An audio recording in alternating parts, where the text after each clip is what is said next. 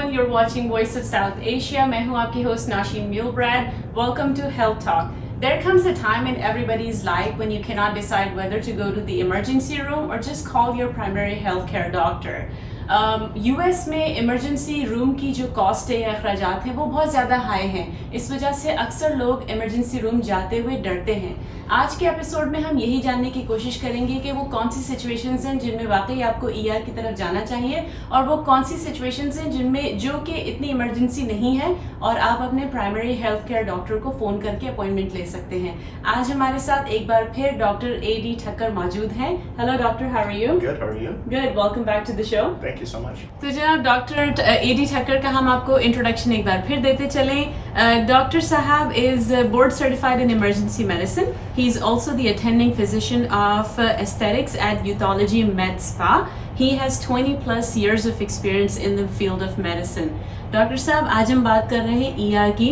I know I've been there where I can't decide whether to go to the ER or just go to the urgent care or maybe just call my doctor. So I want to know, what is the difference between an urgent care and a full-fledged ER? So first and foremost, it depends on how badly you feel. That is the absolute most important thing, because if you're feeling very dangerously sick, then the emergency room is the right place for you. And then if you have a regular problem where you can't get into your primary care doctor, then an urgent care is appropriate for you, and urgent cares are open a lot later as well, most of the time, than your primary care doctor. Right. And they may have additional services where your primary care doctor may not do minor surgical procedures, like if you have a boil that needs lancing, or they may not have x-ray services. So that's the difference, where you have to go to an urgent care center or even potentially an emergency room if it's late night and you're feeling extremely ill from it. Got it.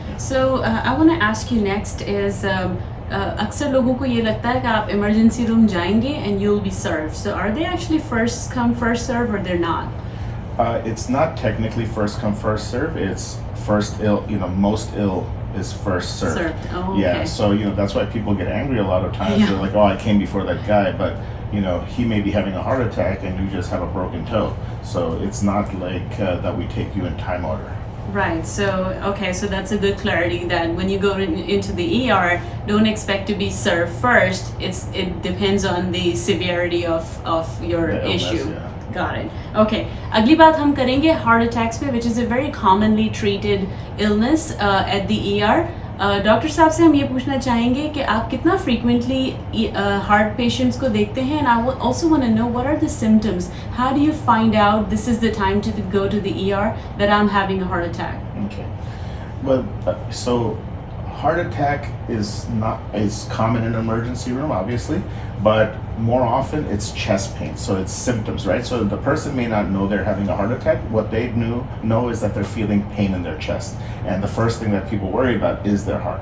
Now, if it's their heart or not, a lot of times you don't know right from the beginning, because at the end of it, there's so many different organ systems in your chest. It's not just your heart. Your lungs are there, your esophagus is there, so basically your gastrointestinal system, right? Your ribs and bones are there, your major blood vessels are there. So it can be a lot of different things.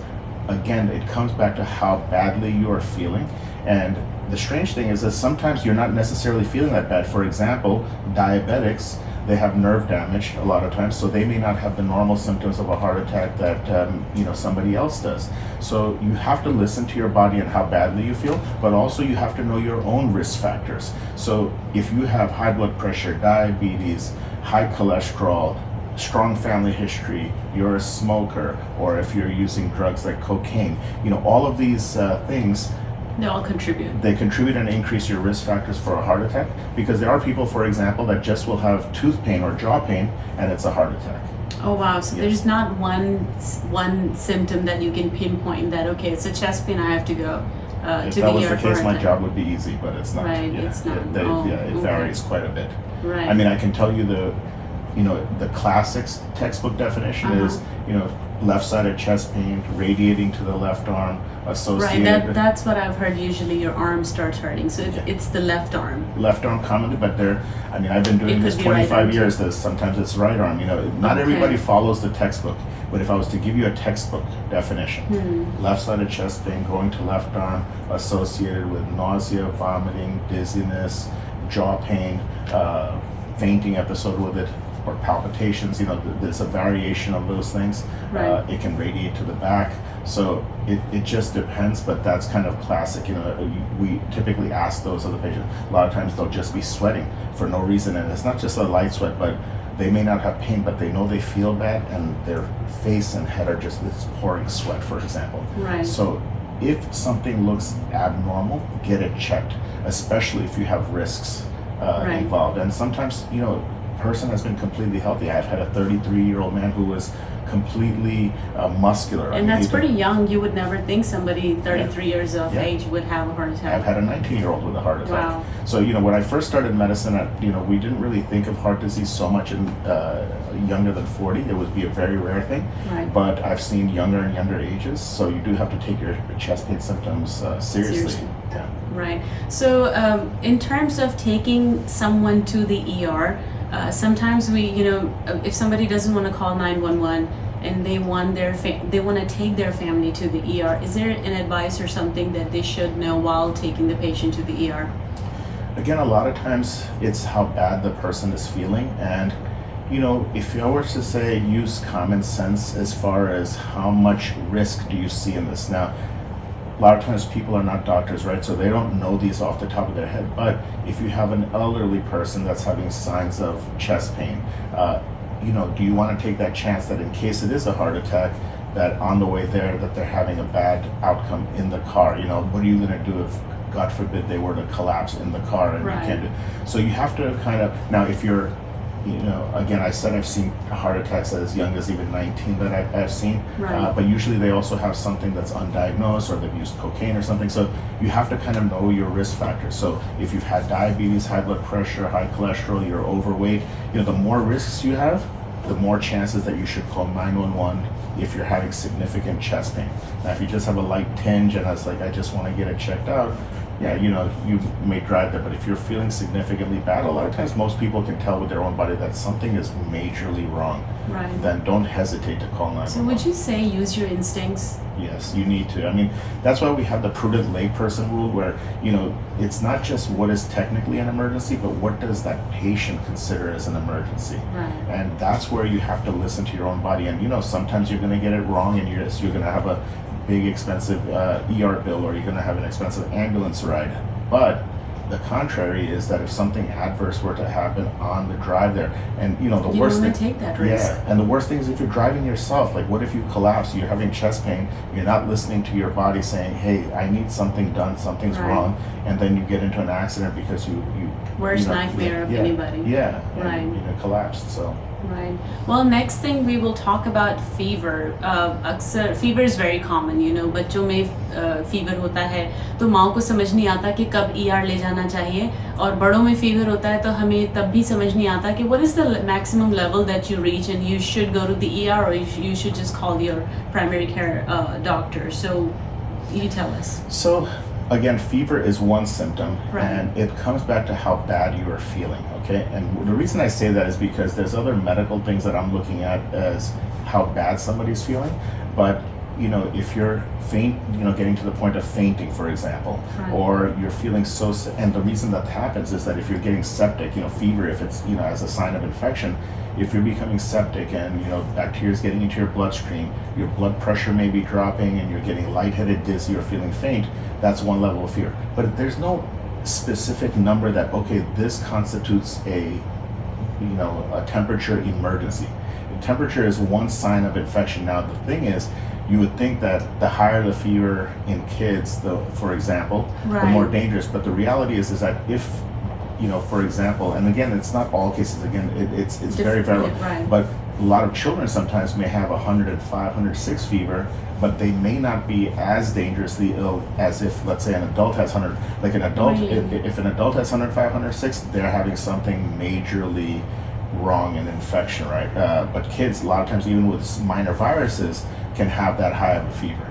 And the converse is true. Some children, even as a fever of 101.5 or 101.2, can have life-threatening ill infection. So the key thing that I want to tell people is that don't torture the child or yourself or your family member by not treating the fever. A lot of parents, for example, will come in and say, well, I didn't treat my child's fever, because I wanted you to know that I wasn't just lying or like, like... Right, and that's actually my next question right here. कि कभी-कभी मुझे भी ऐसा situation हो चुकी है पहले कि ER जाने से पहले I was thinking, should I go ahead and take the OTC fever reducer, or should I just let the doctor see how high my fever was? Yeah. So do you actually suggest go ahead and take your OTC fever reducer before you come in? Yeah, take it. I mean, it's ideal if you have a thermometer to measure it, because we would like to know that, okay, did you hit 105 or did you 100.5? So height of the fever can mean something. It's not that it doesn't mean anything to us, but also the thing is, and so for example, more children with fever come to the ER than more with adults. Now, elderly patients, of course, they come with the fever, but like the average, 20 to 40, 50-year-old, they come with fever sometimes, but it's, the extremes of age that, people really worry, like, okay, does this fever mean something serious? Right. So we're in conversation with Dr. A.D. Thakkar. इनसे हम बात करेंगे emergency room के बारे में इस break के बाद. Stay tuned.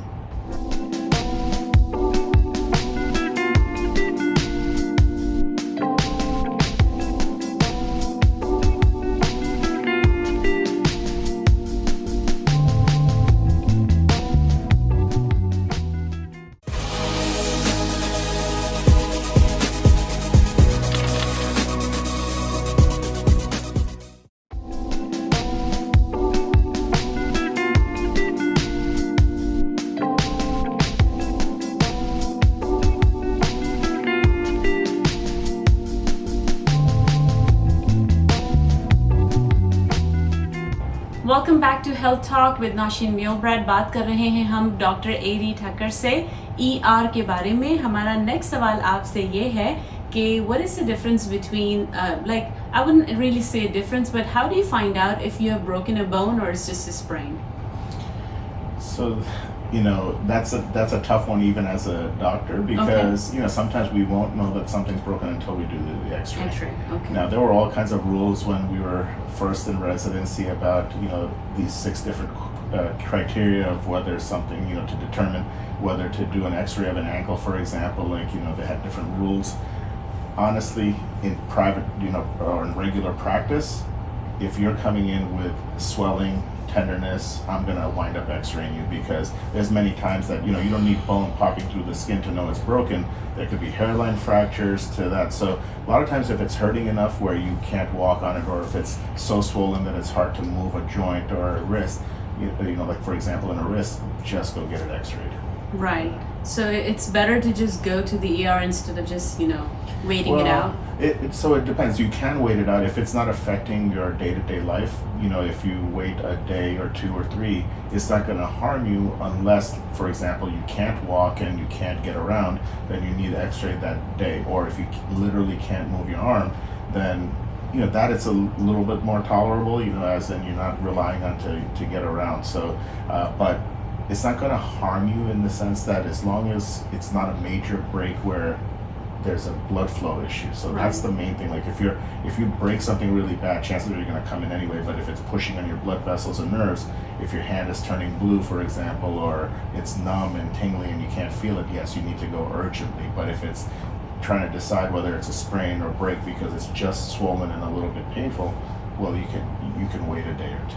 Right. So ये बताइएगा कि when it comes to sprains, can you just treat it at home? Are there any ways? You can. I mean, so there's a common word that we use even with fractures or sprains.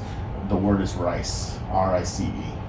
So R stands for rest, I stands for ice, C stands for compression. So compression means like an ACE bandage, for example, or if it's a small fracture, we use a splint, which is cast-like material, and E stands for elevation. So rest, ice, compression, elevation.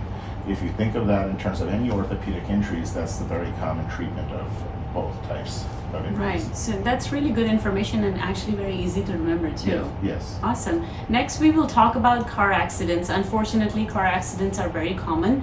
As an ER doctor, what are some of the advices you would give to drivers who get in car accidents that you wish the driver had taken care of, or somebody who's bringing them into the ER had taken care of?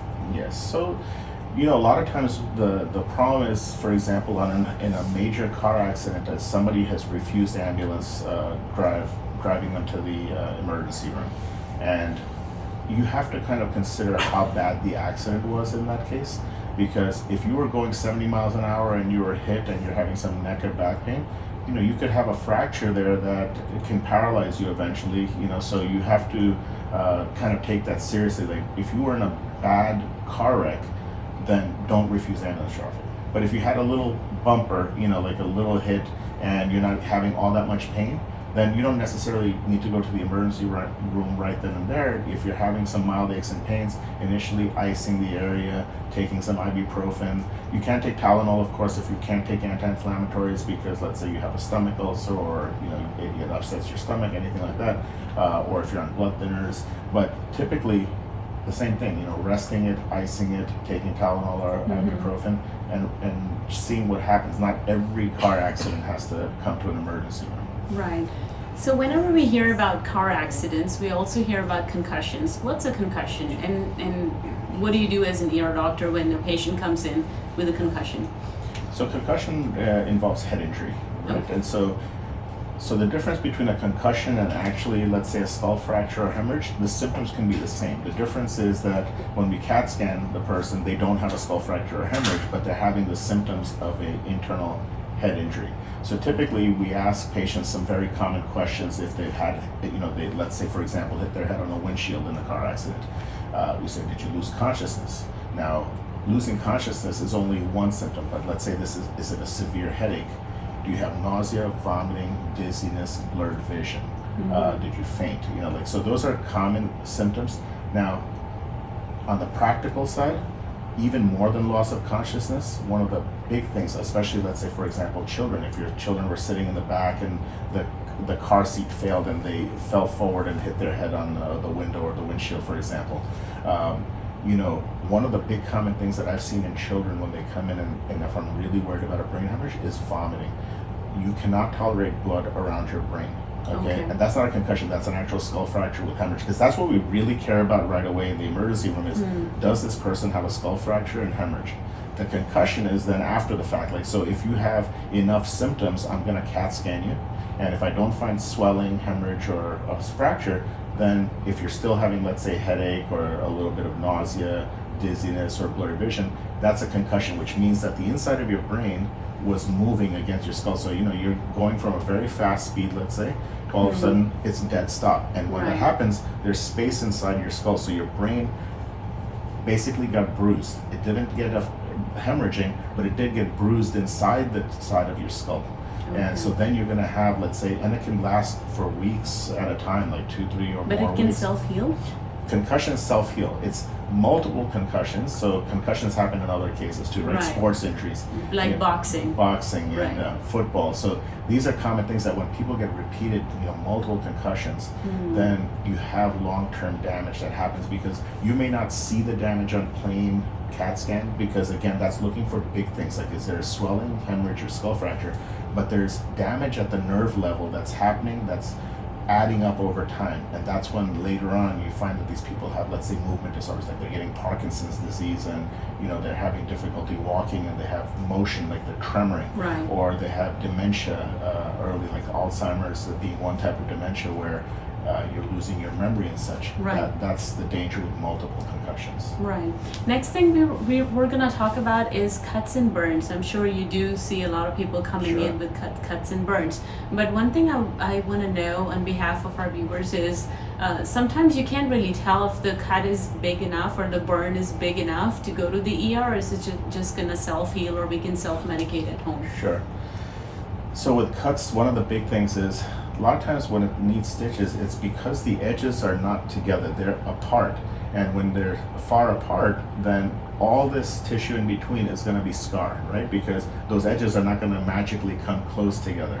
So that's a kind of a quick idea, is that if it's the big cuts are far apart and we need those stitches to bring them close back together, you know that you have to go get stitches, and whether that's an urgent care, ER, you know, usually most primary care doctors don't do that in their office, so it's usually urgent care or ER. So talking about cuts now, the key thing with cuts is what's really important, and a lot of people make this mistake, is they first are obviously wanting to stop the bleeding. You know, that's the first thing everybody tries to do. And then they're like, do I have to go? Do I not have to go? Problem is that the next day, either it continues bleeding or they've reassessed the situation and it still looks far apart. And they're like, maybe I should have gotten stitches. Right. Problem is that after 6 hours, we don't like to close those wounds because, and we'll give a little bit more time, like 12 hours to 24 hours for faces, because the blood supply to the face is really good, so the infection risk is a lot less. But we don't like to stitch after 6 hours because by that time so much bacteria has entered the wound already. Even if you cleanse it, like bacteria can still get in there because it's so wide apart, that if we close it up, the risk of infection is a lot higher. Okay, so when you get a cut, you should really go to the ER within the first 6 hours of getting a cut. Especially if it looks like to you that it might need stitches, then we'll get that looked at and assessed to see if you need stitches. Right. What about burns? So burns there's twofold, right? It's like how extensive all over your body versus a very small area, but also the depth of burns. So there's, first degree, second degree, third degree burns. Yeah, I always heard that, but I never know, like, how do you assess? Right. So that's the depth into tissue, not the length of it to tissue. So first degree is usually like a sunburn. It's just the top layers of the skin and it creates a redness, painful redness. Right. The second degree, it's automatically, when you start seeing blistering, that's automatically second degree because it's heated up enough of your deeper tissues that now there's inflammation fluid developing, which is why you get that big blister on top. Okay. So that's second degree. When you get actually into third degree, it's so deep that actually it turns out not to be painful because you've actually burned through the nerve endings, and it's usually the tissue's very white, like it's burned all the way down and through, and of course those are the most dangerous burns. Is that where it touches your flesh? Or it's above that? Well, I mean, depending on what you mean by flesh, it's all of your skin and everything's considered flesh. But if you're talking about it's gone down to the level of, like, let's say muscle, bone, it's third degree, and that's a much deeper burn.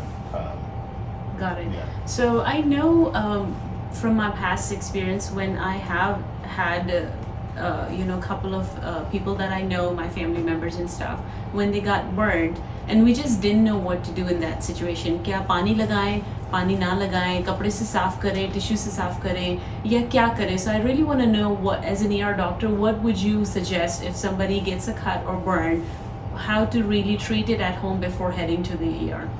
You do want to cool off the tissue because the longer the heat stays within the tissue, the more internal damage it can cause. Especially, let's say, for example, it's immersed in oil.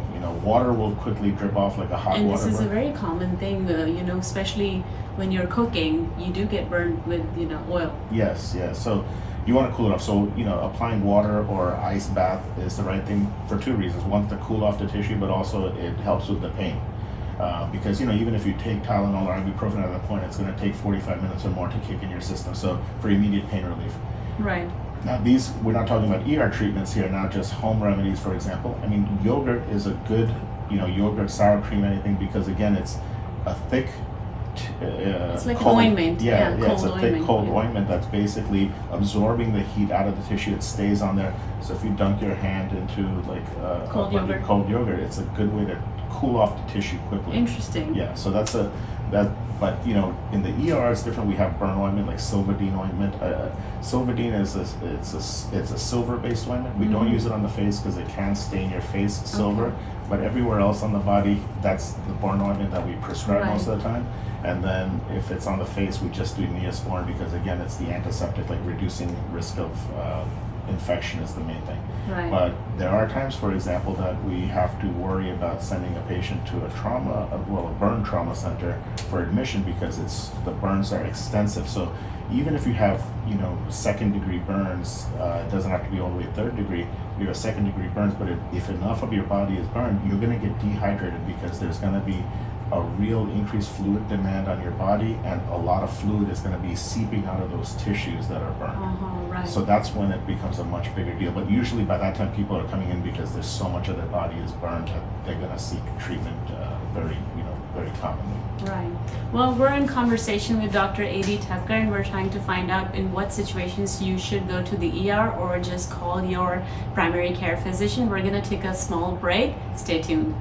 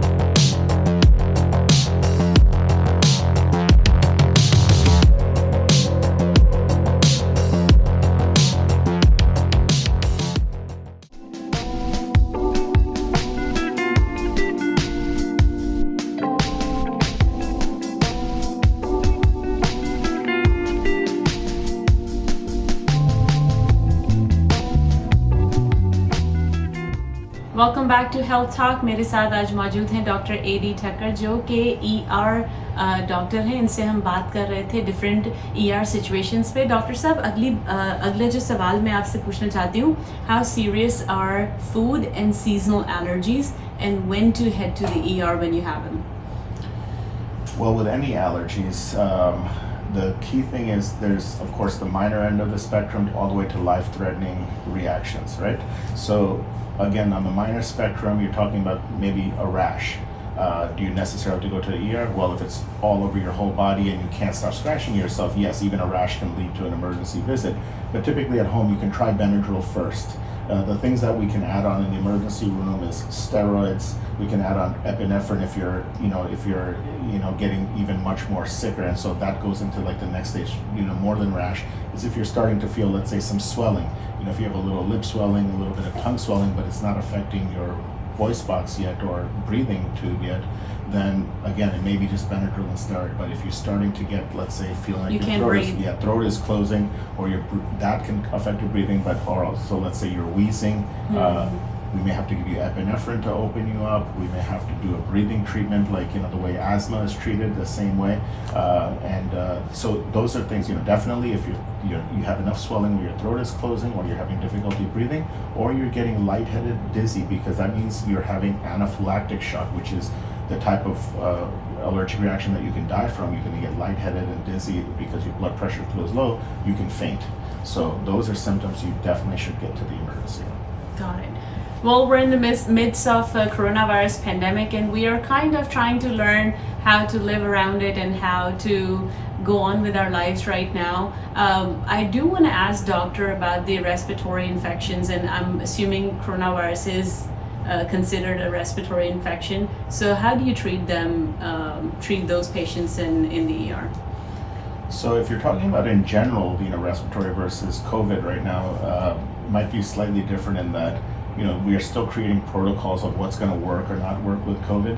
But in general, common colds and all are going to be same. Staying hydrated with fluids, using Tylenol or ibuprofen for having reduced fever, and then depends on the respiratory infection. There's ones that we need antibiotics for, other ones we don't need antibiotics for.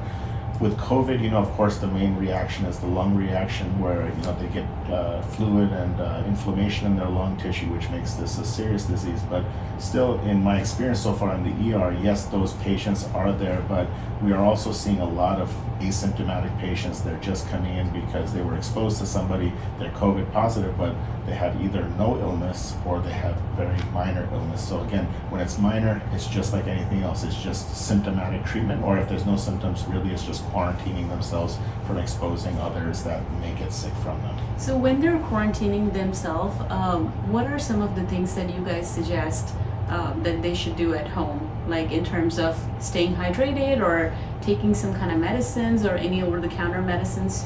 If they're not feeling sick at all, it's just their quarantining is to save other people from getting exposed. Right. Usually it's about a 14-day quarantine from the time of being positive.